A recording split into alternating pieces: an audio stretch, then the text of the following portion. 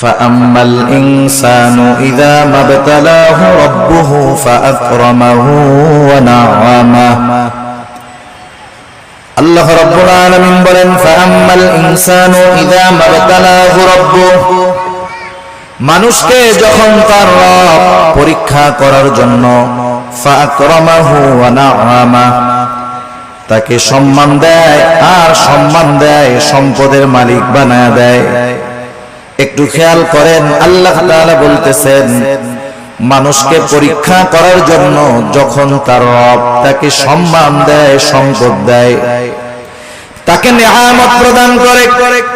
সে নামাজ না পড়ুক রোজা না রাখুক সে মানুষের কাছে বলে বেড়ায় ফায়াকুলু রব্বি আকরামান আমার রব আমাকে সম্মানিত করেছে। আল্লাহ তাআলা বললেন আমি মানুষকে সম্মান